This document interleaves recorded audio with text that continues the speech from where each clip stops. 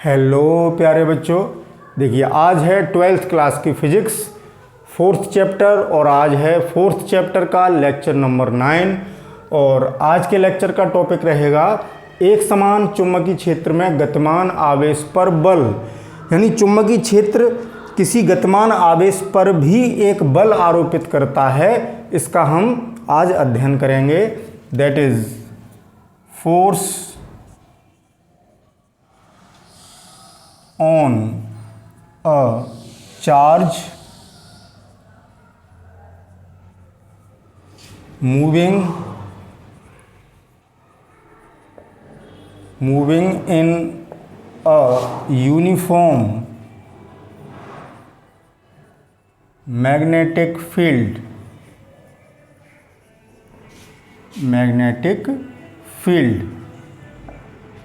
Okay बच्चों, तो आज का टॉपिक है अपना, बड़ा इंटरेस्टिंग टॉपिक है बच्चों कि चुंबकीय क्षेत्र में अगर कोई आवेश गति कर रहा है तो उस पर एक बल लगने लगता है, उसका आज डिस्कशन करेंगे।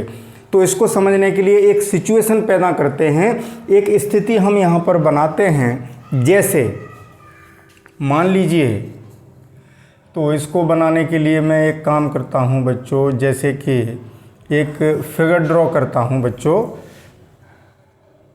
देखिए ये सिचुएशन क्या है, मैं ये बताना चाह रहा हूँ। मान लीजिए कोई आवेशित कण यहाँ पर है, ठीक है, और ये कैसा आवेश है, मान लीजिए प्लस क्यू आवेश है, धनावेश लेके चल रहे हैं।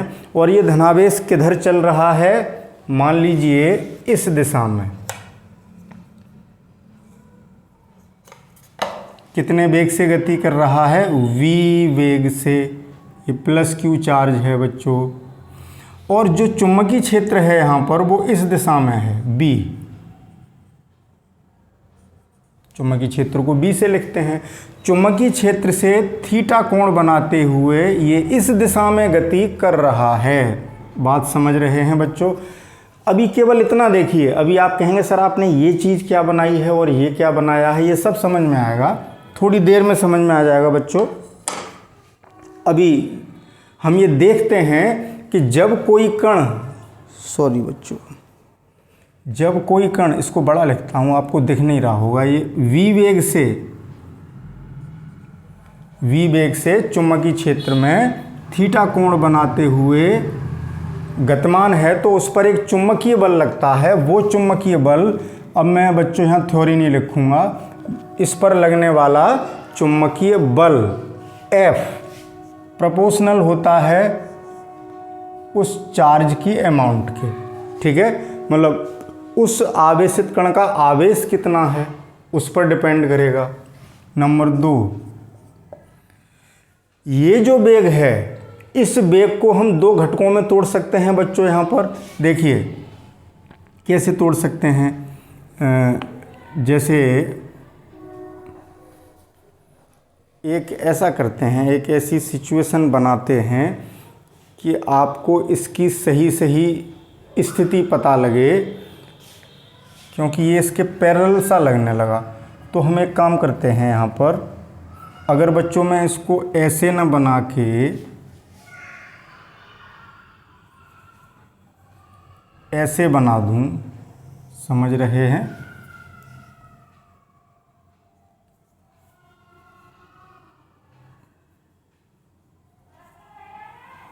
तो स्थिति कुछ ज़्यादा क्लियर हो जाएगी, ठीक है। तो अब देखें, अरे यार ये लीड मेरे बार बार दिक्कत कर रही है बच्चों, एक सेकंड, सॉरी फॉर इंटरफ्रेंस। देखिए अब मैं इसको दो घटकों में तोड़ सकता हूँ, इसके वेग को, जैसे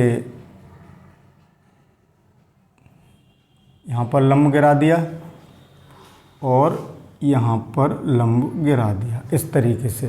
और ये वेलोसिटी कितनी है, v है, ठीक। तो इसका इस दिशा में घटक आएगा एक, वो कितना होगा बच्चों, v cos थीटा। और इस दिशा में जो घटक आएगा वो v sin थीटा।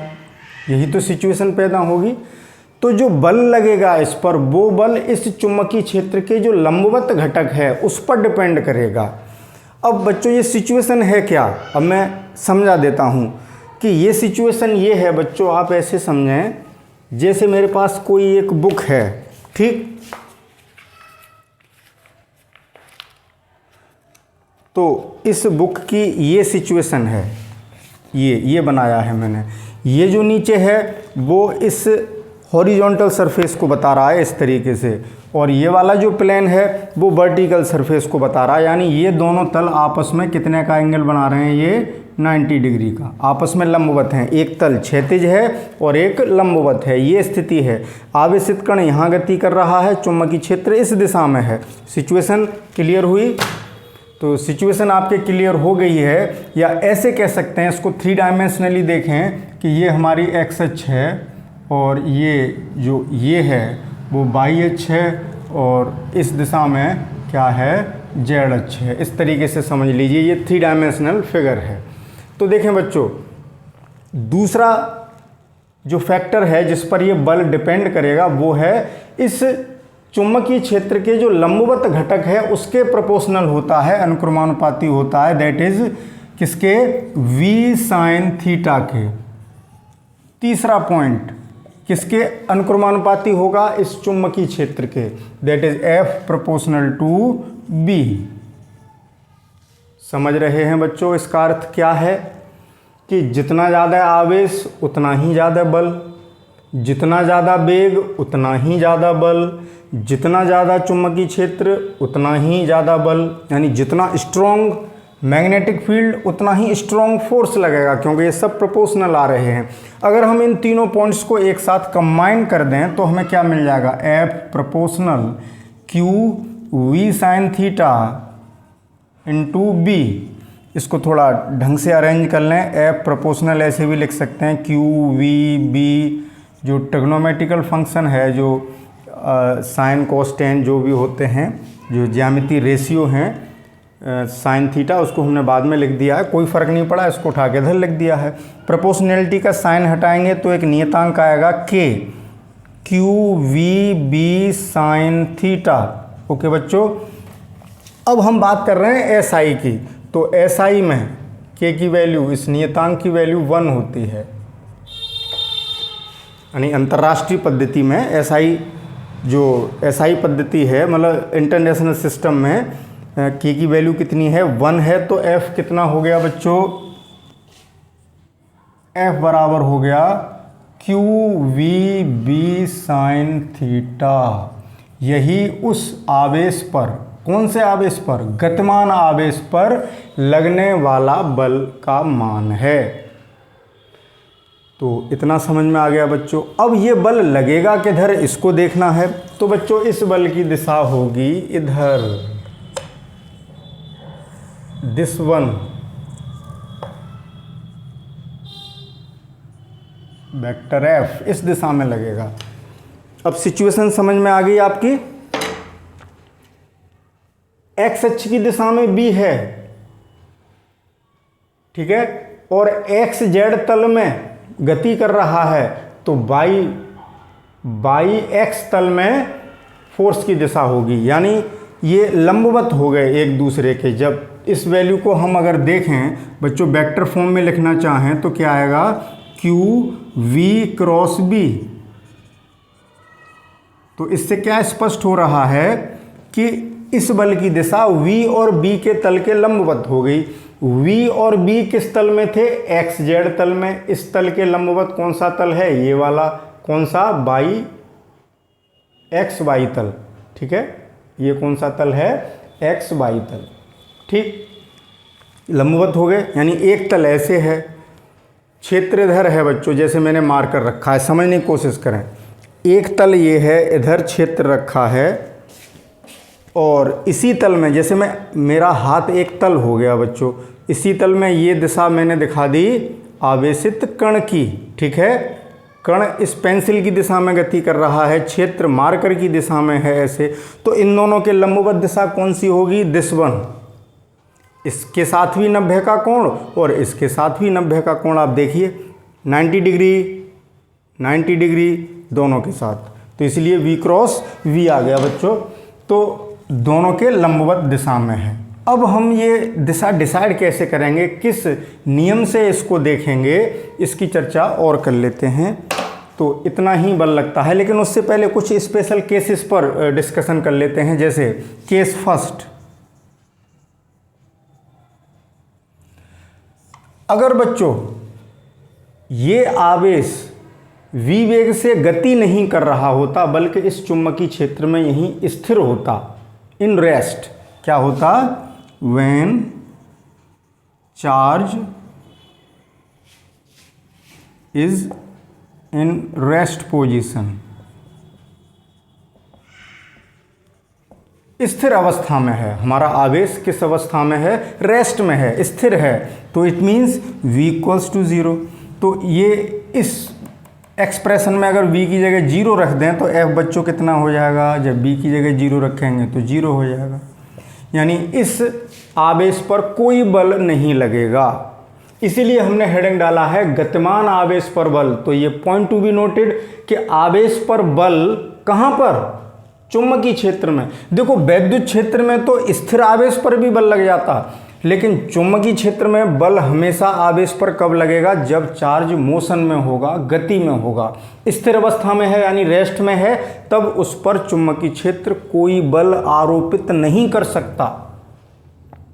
इसका मतलब क्या है, चुंबकीय क्षेत्र ये कह रहा है बेटा चुपचाप बैठे रहो, बात समझना।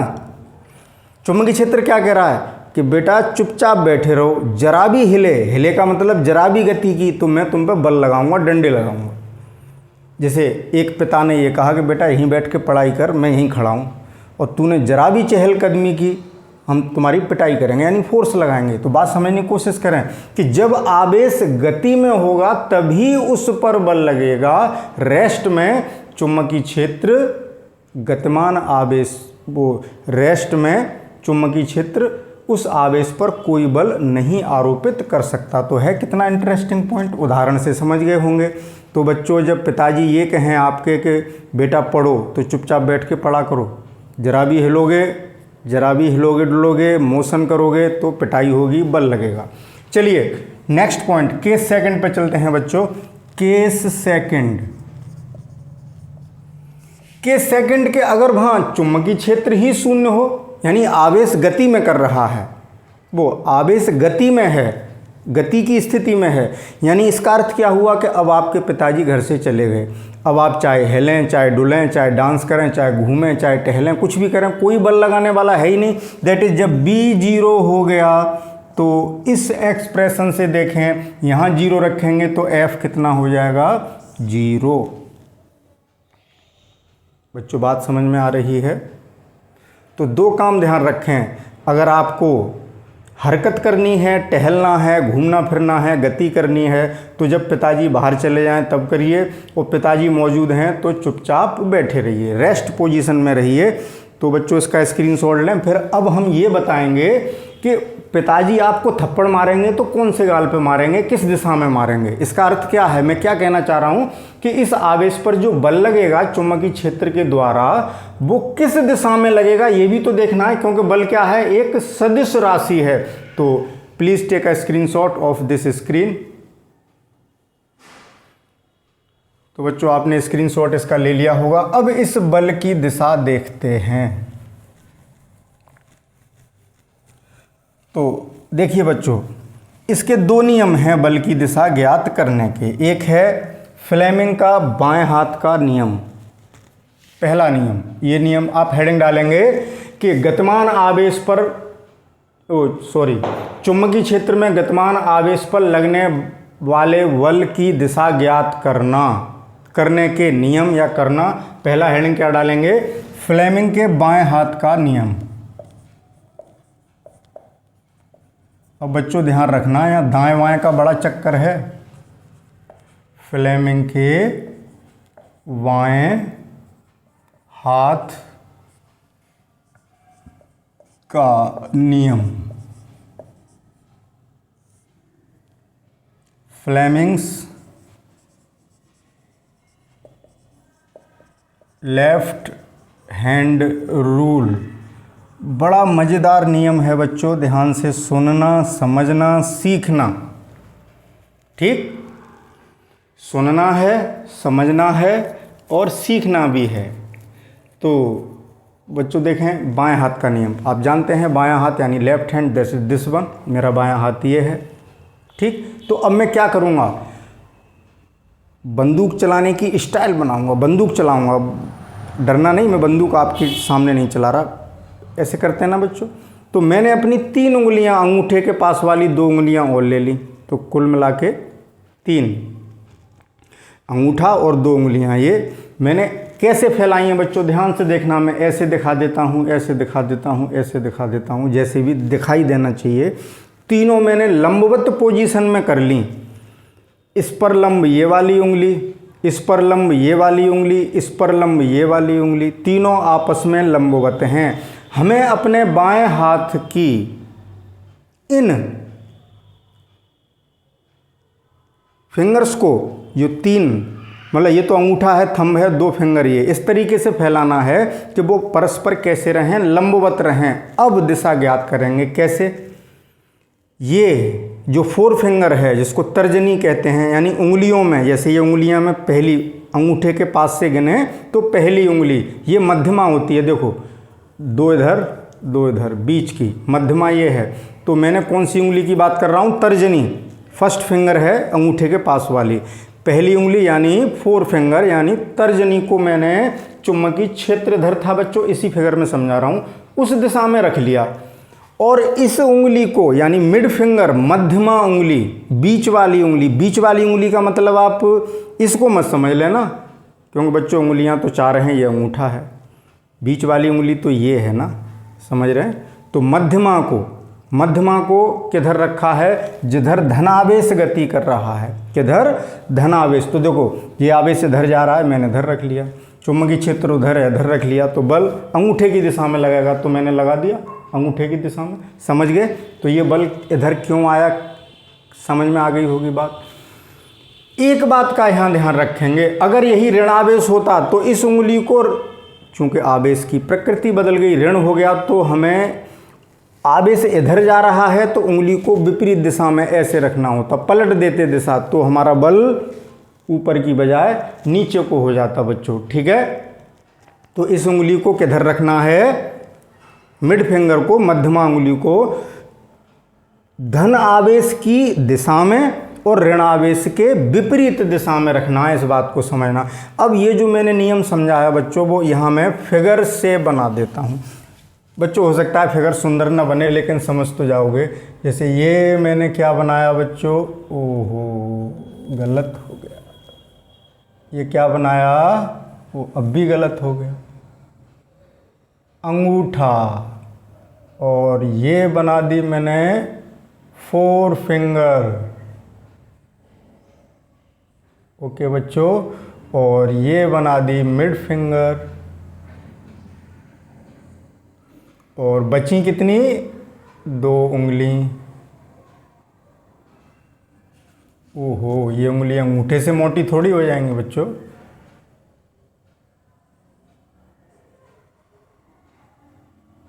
फिगर बना रहे हैं बेटा, कॉन्सेप्ट समझना है, कोई कलाकारी थोड़ी दिखानी है मुझको कि सुंदर ही बनना चाहिए। ठीक है, तो ये सिचुएशन है, 3 उंगलियां फैली हुई हैं, लेफ्ट हैंड है बच्चों। ये क्या बन गया बच्चों, नाखून।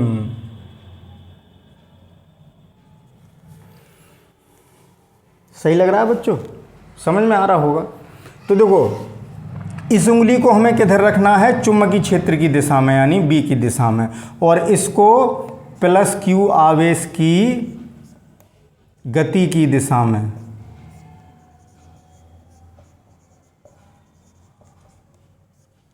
और ऋण है तो विपरीत दिशा में।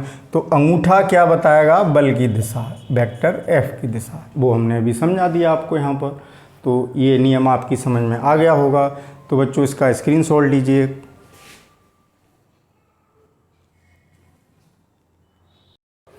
तो बच्चों आपने इसका स्क्रीनशॉट ले लिया होगा। अब एक नियम और है, अरे हाँ बच्चों थोड़ा सा देखिए, कुछ प्रिंटिंग मिस्टेक हो जाती है।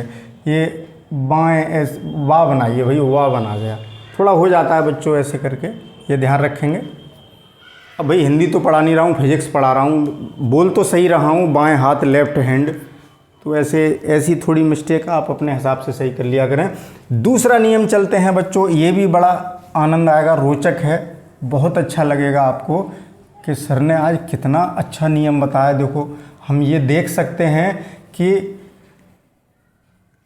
रामलाल के पिताजी रामलाल को किस गाल पे थप्पड़ मारेंगे, किस दिशा से मारेंगे, हम खुद ही बता सकते हैं देख के, है ना बच्चों, कि जब कोई आवेश किसी चुंबकीय क्षेत्र में प्रवेश करेगा, गति करेगा, तो हम नहीं मार रहे, चुंबकीय क्षेत्र उस पर बल लगा रहा है और हमें पता है कि किधर को बल लगाएगा, है ना इंटरेस्टिंग बात। तो दूसरा नियम, दाएं हाथ, बच्चों दाएं ऐसे ही लिखा जाएगा, चलो, दाएं हाथ की हथेली का नियम। बच्चों अभी अंगूठा आया था, अब हथेली आ गई। दाएं हाथ की हथेली का नियम, दैट इज, क्या कहेंगे इसको, राइट हैंड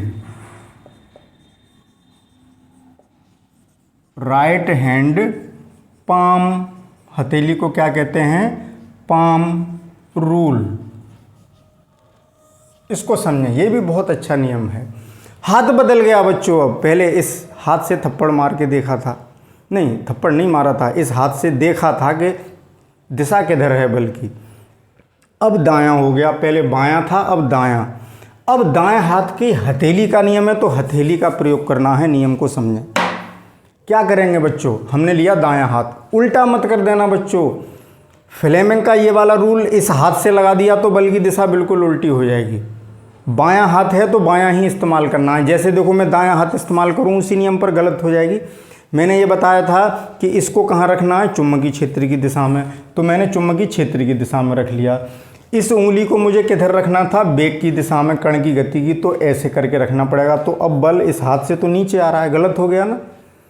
तो फ्लेमिंग के लेफ्ट हैंड रूल का इस्तेमाल करेंगे, और जब हथेली का नियम इस्तेमाल करेंगे तो राइट हैंड रूल इस्तेमाल करेंगे। इसमें क्या है बच्चों, अपने हाथ को ऐसे फैला दीजिए, दिख रहा है, कांग्रेस का प्रचार नहीं कर रहा हूं बच्चों, किसी पॉलिटिक्स की बात नहीं कर रहा, हाथ का पंजा ऐसे फैलाइए कि उंगलियां और अंगूठा 90 अंश का कोण बनाने लगे, 90 डिग्री, दिस वन, समझ गए। अब इस हाथ को मैं ऐसे ले जा रहा हूं, इन उंगलियों को मैंने रखा है चुंबकीय क्षेत्र की दिशा में, ये जो चुंबकीय क्षेत्र है उस दिशा में मैंने अपनी उंगलियां रख ली बच्चों, और अंगूठे को रख लिया जिधर कण जा रहा है, कण इधर जा रहा है तो मैंने इधर रख लिया। तो इस हथेली पर अगर मैं बाहर की ओर लंब खींच दूं, इस हथेली पर ऐसे लंब खींच दूं, तो हथेली पर लंब ऐसे ही तो आएगा बच्चों, ऐसे आएगा, ऐसे, यही क्या बताएगा, बल की दिशा को बताएगा। समझ गए नियम। तो इसको भी आप यहाँ बना सकते हैं। एक हाथ बनाएंगे, अंगूठा बनाएंगे। अब बच्चों सुंदर तो बनेगा नहीं, लेकिन कोशिश कर लेते हैं। जैसे एक उंगली हो गई आपकी, एक रफ डायग्राम बना देते हैं बच्चों। ये मैंने ये बना दी, उससे बड़ी ये होती है, फिर ये बना दी, ओके, फिर मध्यमा उससे भी बड़ी होती है, ऐसे ही तो होता है बच्चों हाथ, और फिर छोटी होने लगती है, और फिर अंगूठा लंबवत रखा है ऐसे। अब नाखून तो किसी का नहीं दिखेगा बच्चों, ऐसे करके नाखून पीछे बैकग्राउंड में चले गए, आपकी रेखाएं दिखेंगी। तो ये मैंने एक हाथ बनाया है बच्चों, सुंदर लगे तो ठीक है। ये किधर रखा, बी की दिशा में, और अंगूठा छोटा बन गया बच्चों क्या, अरे ठीक है चलेगा बच्चों, समझ में तो आ ही रहा होगा। ये किधर रखेंगे, प्लस क्यू की गति की दिशा में।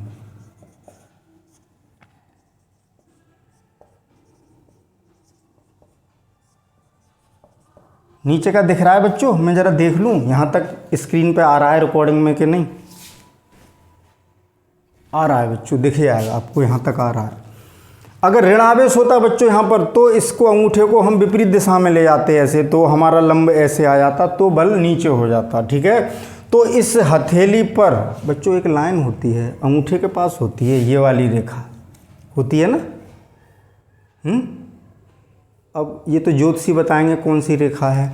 एक रेखा ऐसे भी होती है, इसे भाग्य रेखा कहते हैं। ये एक रेखा ऐसे होती है, इसे लोग कहते हैं कि ये आदमी कितनी शिक्षा प्राप्त करेगा उसकी रेखा है।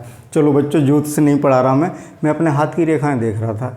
इसे कहते हैं भाग्य की रेखा, इसे एक उम्र की रेखा भी होती है। चलो वो छोड़ो, फिजिक्स पढ़िए। तो इस पर जो लंब आएगा, हथेली पर लंब है यही क्या बताएगा, बल की दिशा को, ये चुंबकीय क्षेत्र की दिशा को, और ये प्लस क्यू की गति की दिशा यानी वेग की दिशा को। तो हमारा ये क्या हो गया बच्चों, दाएं हाथ की हथेली का नियम। तो बल किधर लगेगा ये हमने दोनों नियम से देख लिया, दोनों नियम अप्लाई। जो नियम आपको पसंद आए उसको चुन लीजिए, उसको अप्लाई करके उस बल की दिशा कोई पूछे तो आप बता सकते हैं कि ये बल किस दिशा में लगेगा बच्चों। तो टेक अ स्क्रीनशॉट, इसका स्क्रीनशॉट लें।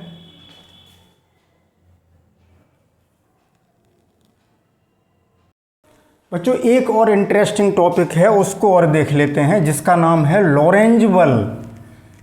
ये इसी टॉपिक के अंतर्गत आता है, या ये कह लें कि आपने जब ये टॉपिक पढ़ लिया तो अब लगे हाथों क्यों ना एक चीज़ इसी से रिलेटेड और पढ़ लें। कहते हैं ना नेकी और पूछ पूछ, तो वही एक काम करते हैं बच्चों। इसे मैं नहीं हटा रहा अभी, ठीक है, इससे मैं कंपेयर कर सकूँगा। तो मैं यहाँ लाइन खींच देता हूँ बच्चों कि ये अब एक अलग हेडिंग डालेंगे आप, लेकिन इसको मुझे आपको दिखाना भी है, इससे समझाना भी है। तो मैंने एक अलग अपना एक क्षेत्र बना लिया बच्चों। देखिए बच्चों, अगला जो हम टॉपिक पढ़ रहे हैं वो है लॉरेंज बल।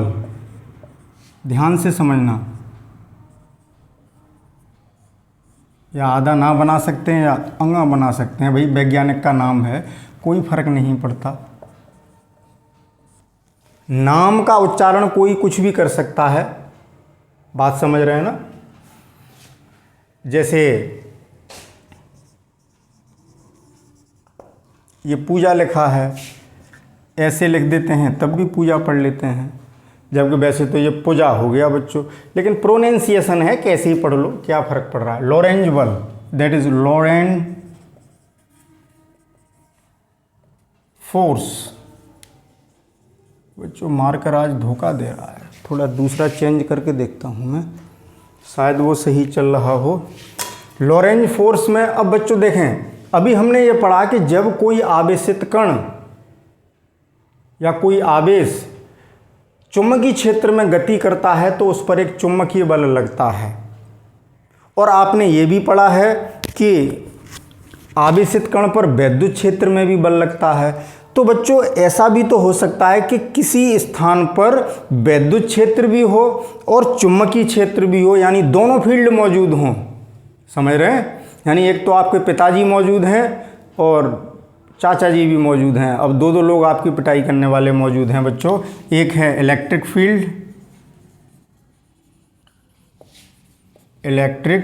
फील्ड और एक है मैग्नेटिक फील्ड। ये सही चल रहा है बच्चों मार्कर। मैग्नेटिक फील्ड यानी वैद्युत क्षेत्र और चुंबकीय क्षेत्र दोनों मौजूद हैं किसी स्थान पर। तो अब बच्चों अब आपकी खैर नहीं, दोनों ही बल लगाएंगे उस कण पर, दोनों बल लगाएंगे। आप पहली यूनिट में पढ़ चुके हैं जब आपने इलेक्ट्रोस्टैटिक्स पढ़ी थी, वैद्युत स्थैतिकी पढ़ी थी। तो अगर वैद्युत क्षेत्र E है और आवेश है Q, कितना आवेश है, प्लस Q लेके चल रहे हैं बच्चों, प्लस Q आवेश है, तो ये वैद्युत क्षेत्र इस आवेश पर कितना बल लगाएगा बच्चों, F बराबर QE। आपने पढ़ा है, पीछे पढ़ाया है हमने। अब ये मत कहना सर ये कहाँ से आ गया, नोट्स उठा के देखिए फर्स्ट यूनिट का। तो ये कौन सा फोर्स है, इलेक्ट्रिक फील्ड के द्वारा लगने वाला वैद्युत बल हो गया, ये इलेक्ट्रिक E लिख दिया मैंने। और यही कण गति भी कर रहा है। देखो इस बल पर गति का कोई प्रभाव नहीं पड़ेगा। वैद्युत क्षेत्र आवेश पर बल लगाता है QE, वो स्थिर है या गति में है उसे कोई फर्क नहीं पड़ता, ठीक है। गति कर रहे हो तब भी बल लगाएगा, तब भी थप्पड़ मारना है उसको, और स्थिर बैठे हो तब भी थप्पड़ मार देगा। तो ये बड़ा अजीब प्रकार का वो है, समझ रहे हैं ना। तो वैद्युत क्षेत्र तो बल लगाएगा ही लगाएगा, चाहे आवेश स्थिर है या गति में है। लेकिन चुंबकीय क्षेत्र में एक खास बात तो है कि रेस्ट में है, चुपचाप बैठे हैं तो बल नहीं लगा रहा, वो गति करने लगते हैं तब बल लगाता है। तो यहाँ तो इतना ही बल लगेगा बच्चों। और अगर वहाँ चुंबकीय क्षेत्र B भी मौजूद है उस स्थान पर जहाँ ये आवेश गति कर रहा है v वेग से, तो इस पर कितना बल लगेगा, दिस वन। और वो चुंबकीय बल है Fm, वो कितना हो गया, QV क्रॉस B। तो दो बल हो गए बच्चों। दोनों बलों की अपनी अलग अलग दिशाएं होंगी। ये वाला बल किधर लगता है, धनावेश है तो क्षेत्र की दिशा में, मान लो क्षेत्र इधर है उस स्थान पर और धनावेश है तो धनावेश क्षेत्र की दिशा में उस पर बल लगेगा, चाहे वो किधर भी जा रहा हो, उससे कोई मतलब नहीं, इधर जा रहा है कि इधर जा रहा है या रेस्ट में है, कोई फर्क नहीं पड़ता, उस पर बल क्षेत्र की दिशा में लगेगा। इलेक्ट्रिक फील्ड इधर है तो ये वाला बल लगेगा इधर, और अब मान लो वो जा रहा है इधर तो चुंबकीय बल उस पर लगेगा, और मान लो चुंबकीय क्षेत्र भी इधर ही है मान लो, तो उस पर चुंबकीय बल जो लगेगा वो ऊपर लग रहा है। तो दोनों बल अलग अलग दिशाओं में हो गए, मतलब दिशाएं कुछ भी हो सकती हैं। दो बल सदिश हैं, ये दोनों सदिश, तो सदिशों का योग सदिश रीति से करते हैं। वो इस बात पर डिपेंड करेगा कि दोनों बलों की दिशाएं कैसी होंगी, विपरीत हैं कि लंबवत हैं कि कुछ कोण बना रही हैं, कैसे हैं, वो डिपेंड करेगा कि दोनों क्षेत्र का ओरिएंटेशन क्या है, दोनों क्षेत्र किस किस दिशा में हैं, उस बात पर डिपेंड करेगा बच्चों। और दोनों की दिशा हम आपको पढ़ा चुके हैं, चुंबकीय बल किस दिशा में लगता है वो भी पढ़ा दिया, और वैद्युत बल किस दिशा में लगता है वो भी हमने पढ़ा दिया। वो क्या पढ़ाया था कि धनावेश पर क्षेत्र की दिशा में और ऋणावेश पर क्षेत्र के विपरीत दिशा में लगता है। तो दोनों बलों की दिशाएं आप जानते हैं, दिशाएं निकाल लेंगे। अब उस पर दोनों बलों के लगने के कारण उन बलों का एक परिणामी बल भी तो होगा, वही होगा लॉरेंज बल। दैट इज परिणामी बल F जो होगा वो कितना हो जाएगा, FE vector FE plus vector FM। समझ गए बच्चों। तो ये मैंने इसीलिए नहीं हटाया था कि ये चीज़ भी यहाँ मुझे लेनी थी। अब मैं इसको हटा देता हूँ और अब लॉरेंज बल को आगे एक्सप्रेशन को पूरा करते हैं बच्चों। तो यहाँ इनकी वैल्यू पुट करेंगे, किसकी, इलेक्ट्रिक फोर्स की और मैग्नेटिक फोर्स की, दैट इज़ वैद्युत बल की और चुंबकीय बल की वैल्यू पुट कर देते हैं। भाई क्या बात है, आज तो ये बिगड़ने का नाम नहीं ले रहा बोर्ड। स्याही कुछ ज़्यादा पड़ गई बच्चों, या ये बोर्ड स्याही पर ज़्यादा बल लगाने लगा, दोनों के बीच ज़्यादा बल लगने लगा, इसलिए मुझे छुटाने में दिक्कत हो रही है। देखो बल हर जगह आ जाता है बच्चों कहीं ना कहीं। तो परिणामी बल F हमारा कितना रहा बच्चों, FE प्लस FM। तो FE की वैल्यू हम क्या रखेंगे, QE plus QV cross B। बात समझ गए।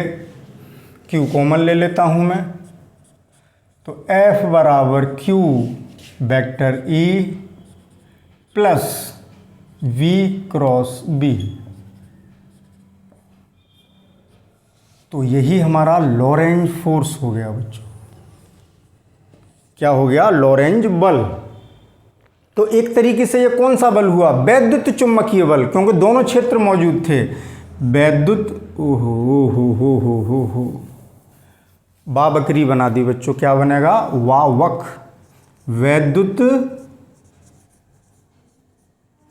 चुंबकीय बल, that is electro magnetic force, और यही क्या कहलाता है, लॉरेंज फोर्स।